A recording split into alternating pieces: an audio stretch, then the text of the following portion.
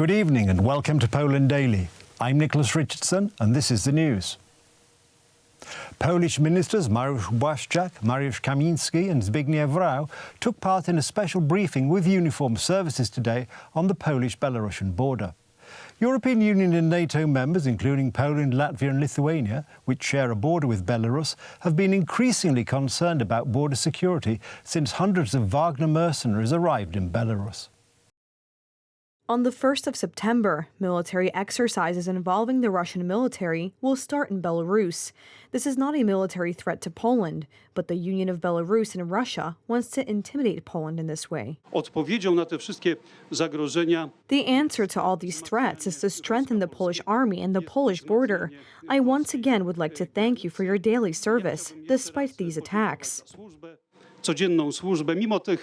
The fence on the Polish-Belarusian border guards not only Poland, but also the European Union and NATO countries. We put up this fence, which today, ladies and gentlemen, no doubt, and no one doubts it, is the eastern shield of NATO in the transatlantic community.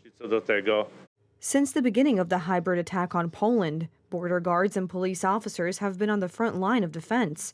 Officers have been insulted in vulgar ways by opposition politicians and celebrities.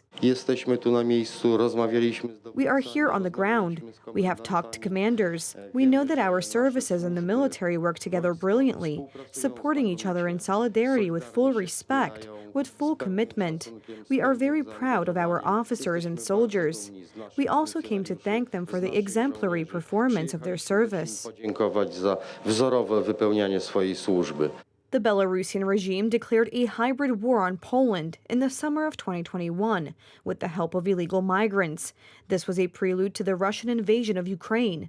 Poland was about to be flooded with a wave of migrants from the Middle East and consequently would have been unprepared to receive real war refugees.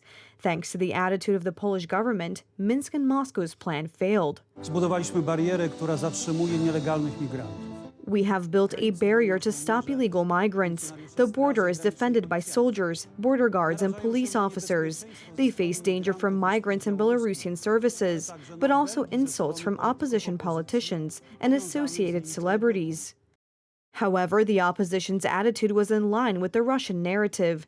The Civic Platform politicians disregarded the security of Poland's border, lobbied for the admission of illegal migrants, and spread Russian lies. Let these people into Poland. Who they are will be determined later. What do you have services for? Among opposition politicians, Janina Ochojska attacked Poland most strongly. The MEP compared border guards to Nazis and accused foresters of creating mass graves for migrants. Her words were used by the Kremlin propaganda. Do you think that after the elections, if the opposition wins, this wall should be taken down? I think so, because there are 1,800 kilometers of walls in Europe. These walls will have to be torn down again. When the Wagner Group appeared in Belarus, the opposition downplayed the issue and argued that it was a topic artificially fueled by Jarosław Kaczyński. Svetlana Tikhanovskaya, who sees a serious threat, takes a different view. About 4,000 people, 4,000 Wagner fighters now in our country, but after Prigozhin deaths, we see that camps of Wagner groups is being dismantled, and partially they are sent out of our country. So Lukashenko can't control these people. So, but of course, you know, the presence of Russian troops, presence of Wagner fighters, presence of possible presence of nuclear weapon in Belarus creates a threat to our Western neighbors. But we have to understand that we have to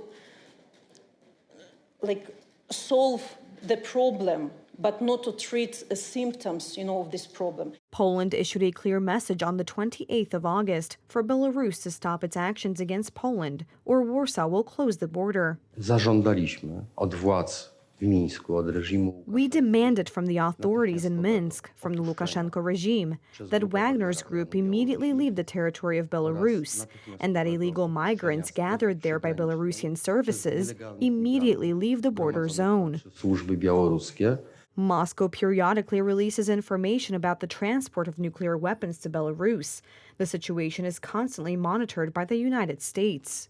We continue to actively monitor reports on the Russia-Belarus deal to ensure that Russia maintains control of its nuclear weapons in the event of any deployment to Belarus, and that both countries uphold their obligations under the Nuclear Non-Proliferation Treaty.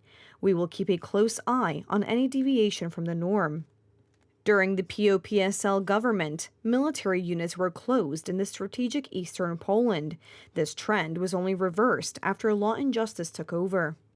Military officers in oil-producing Gabon said they had seized power on Wednesday and had put President Ali Bongo under house arrest, stepping in only minutes after the Central African state's election body announced that he had won a third term. The officers, who said they represented the armed forces, declared on television that the election results were cancelled, the borders were closed and state institutions were dissolved, after a tense vote that was set to extend the Bongo family's more than half a century in power. On this day, the 30th of August 2023, we, the Defence and Security Forces, meeting within the Committee for the Transition and Restoration of Institutions, on behalf of the Gabonese people and guarantor of the protection of institutions, have decided to defend peace by putting an end to the current regime. Hundreds of people on the streets of the Gabonese capital celebrated the military's intervention. This is the 30th of August, no longer the 17th of August, Gabon Independence Day. Now this is Independence Day. The army has freed our country. We are free. We have the right to be free and to express ourselves in the way we want, because we didn't know we could be freed. Today we are free. To all those living abroad, come back. Our country is free. Our country is free. Long live Gabon's freedom. Long live all those who contributed to the coup. Meanwhile, France, Gabon's former colonial ruler, which has troops stationed in the African nation, condemned the coup. France condemns the military coup d'etat that is taking place in Gabon. France is closely monitoring the development of the situation on the ground and reaffirms its wish for the election results once and all to be respected. So we are monitoring this closely.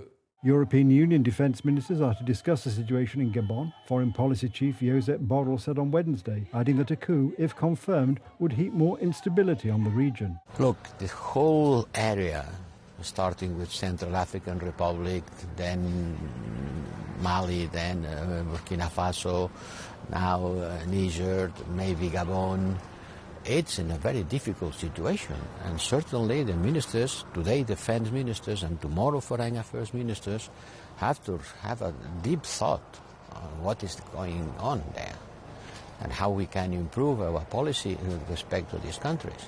This is a big issue for Europe.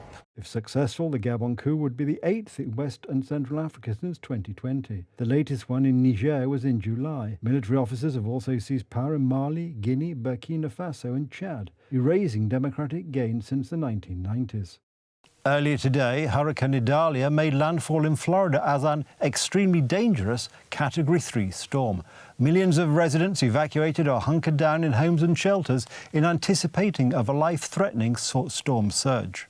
The National Hurricane Center said Idali made landfall at 7:45 a.m. local time at Keaton Beach, an oceanfront community of 13,000 people in Taylor County, about 75 miles southeast of Tallahassee, the state capital. It is located in Florida's Big Bend region, where the state's northern Gulf Coast panhandle curves into the western side of the Florida peninsula.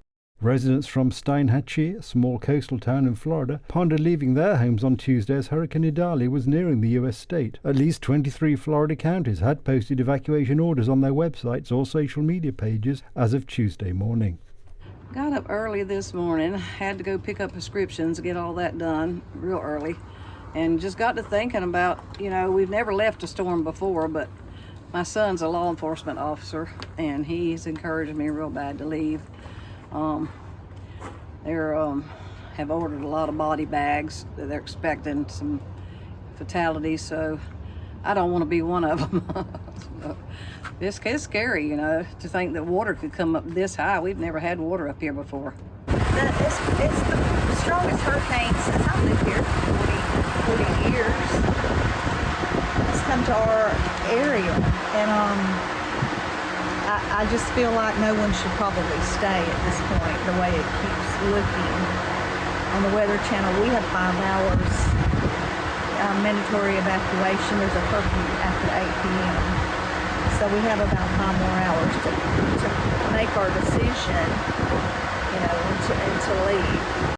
Video footage from Tampa Bay was posted by an eyewitness on social media, showing a flooded road after heavy rain downpours. Drawing strength from the Gulf of Mexico's warm waters, Idali unleashed destructive winds and torrential downpours that were forecast to cause major flooding up to 16 feet deep along the state's Gulf Coast. It was the fourth major hurricane to strike Florida in the past 7 years, following Irma in 2017, Michael in 2018, and Ian, which peaked at Category 5 last September. That's the news. Thank you for watching. Stay with us for the weather, Poland Daily Business and more programmes. But from me, it's have a good night and a better tomorrow.